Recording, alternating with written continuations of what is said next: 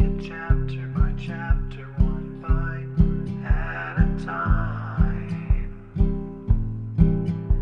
So many adventures and mountains we can climb. Take it word for word, line by line, one bite at a time.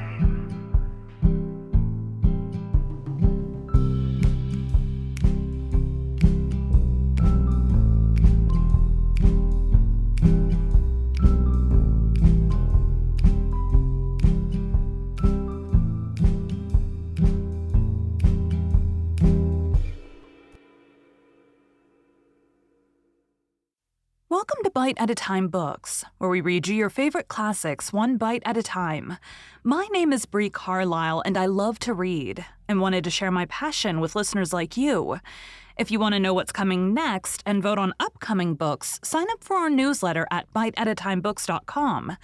Be sure to follow my show on your favorite podcast platform so you get all the new episodes. You can find most of our links in the show notes, but also our website, biteatatimebooks.com, includes all of the links for our show, including to our Patreon to support the show and YouTube, where we have special behind the narration of the episodes. We're part of the Bite at a Time Books Productions Network. If you'd also like to hear what inspired your favorite classic author to write their novels, and what was going on in the world at the time, check out the Bite at a Time Books Behind the Story podcast, wherever you listen to podcasts. Today we'll be continuing Anne's House of Dreams by Lucy Maud Montgomery. Chapter 31. The Truth Makes Free. Leslie, having once made up her mind what to do, proceeded to do it with characteristic resolution and speed. House cleaning must be finished with first, whatever issues of life and death might await beyond. The gray house up the brook was put into flawless order and cleanliness, with Miss Cornelia's ready assistance. Miss Cornelia, having said her say to Anne and later on to Gilbert and Captain Jim, sparing neither of them, let it be assured, never spoke of the matter to Leslie. She accepted the fact of Dick's operation, referred to it when necessary in a businesslike way, and ignored it when it was not. Leslie never attempted to discuss it. She was very cold and quiet during these beautiful spring days. She seldom visited Anne, and though she was invariably courteous and friendly, that very courtesy was an icy barrier between her and the people of the little house. The old jokes and laughter and chumminess of common things could not reach her over it. Anne refused to feel hurt. She knew that Leslie was in the grip of a hideous dread, a dread that wrapped her away from all little glimpses of happiness and hours of pleasure.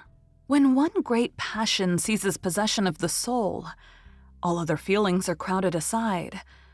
Never in all her life had Leslie Moore shuddered away from the future with more intolerable terror. But she went forward as unswervingly in the path she had elected, as the martyrs of old walked their chosen way, knowing the end of it to be the fiery agony of the stake. The financial question was settled with greater ease than Anne had feared. Leslie borrowed the necessary money from Captain Jim, and at her insistence, he took a mortgage on the little farm.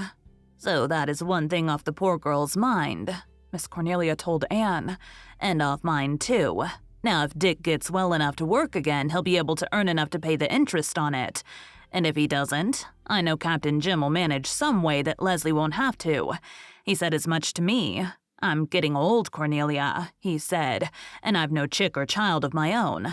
Leslie won't take a gift from a living man, but maybe she will from a dead one. So it will be all right as far as that goes. I wish everything else might be settled as satisfactorily. As for that wretch of a Dick, he's been awful these last few days. The devil was in him, believe me. Leslie and I couldn't get on with our work for the tricks he'd play.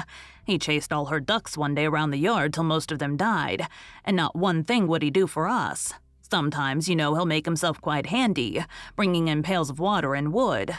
But this week, if we sent him to the well, he'd try to climb down into it. I thought once, if you'd only shoot down there head first, everything would be nicely settled." "Oh, Miss Cornelia!" "No, you needn't Miss Cornelia me, Anne dearie. Anybody would have thought the same. If the Montreal doctors can't make a rational creature out of Dick Moore, they're wonders." Leslie took Dick to Montreal early in May. Gilbert went with her to help her and make the necessary arrangements for her. He came home with the report that the Montreal surgeon whom they had consulted agreed with him that there was a good chance of Dick's restoration. "Very comforting," was Miss Cornelia's sarcastic comment. Anne only sighed. Leslie had been very distant at their parting, but she had promised to write. 10 days after Gilbert's return, the letter came.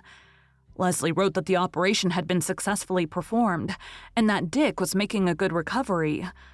"What does she mean by successfully?" asked Anne. "Does she mean that Dick's memory is really restored?" "Not likely, since she says nothing of it," said Gilbert. "She uses the word successfully from the surgeon's point of view. The operation has been performed and followed by normal results, but it is too soon to know whether Dick's faculties will be eventually restored, wholly or in part. His memory would not be likely to return to him all at once. The process will be gradual, if it occurs at all." "Is that all she says?" "Yes. There's her letter. It's very short. Poor girl, she must be under a terrible strain. Gilbert Blythe, there are heaps of things I long to say to you, only it would be mean." "Miss Cornelia says them for you," said Gilbert with a rueful smile. "She combs me down every time I encounter her. She makes it plain to me that she regards me as little better than a murderer, and that she thinks it a great pity that Dr. Dave ever let me step into his shoes.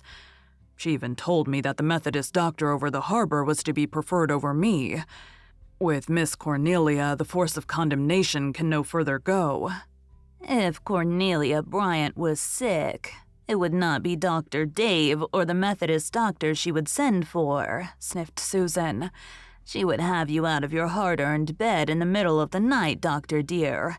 If she took a spell of misery, that she would, and then she would likely say your bill was past all reason. But do not mind her, Dr. dear.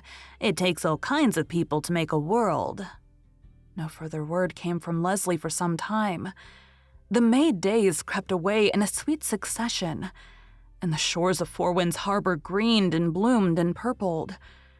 One day in late May, Gilbert came home to be met by Susan in the stable yard.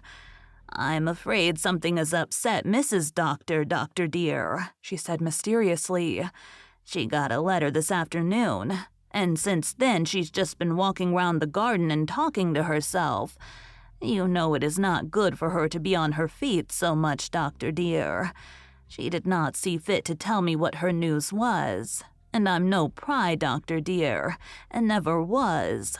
But it is plain something has upset her, and it is not good for her to be upset."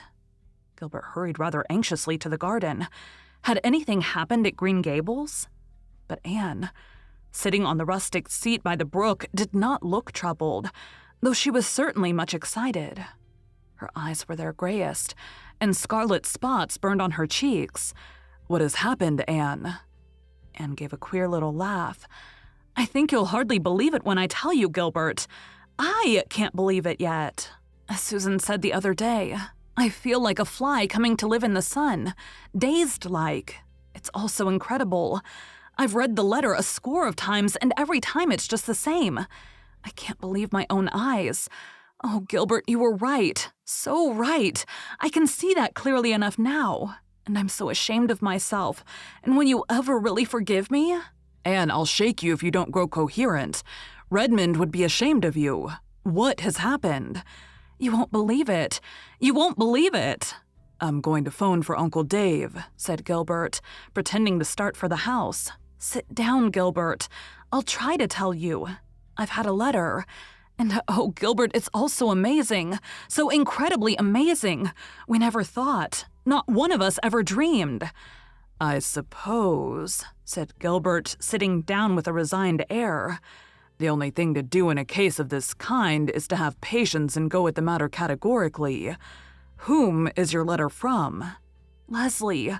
And oh, Gilbert." "Leslie? Whew, what is she to say? What's the news about Dick?" Anne lifted the letter and held it out, calmly dramatic in a moment. "There is no Dick. The man we have thought Dick Moore. whom everybody in Four Winds has believed for 12 years to be Dick Moore, is his cousin George Moore of Nova Scotia, who it seems always resembled him very strikingly. Dick Moore died of yellow fever 13 years ago in Cuba. Thank you for joining Bite at a Time Books today, while we read a bite of one of your favorite classics. Again, my name is Bree Carlisle, and I hope you come back tomorrow for the next bite of Anne's House of Dreams. Don't forget to sign up for our newsletter at biteatatimebooks.com. You can check out the show notes or our website biteatatimebooks.com for the rest of the links for our show.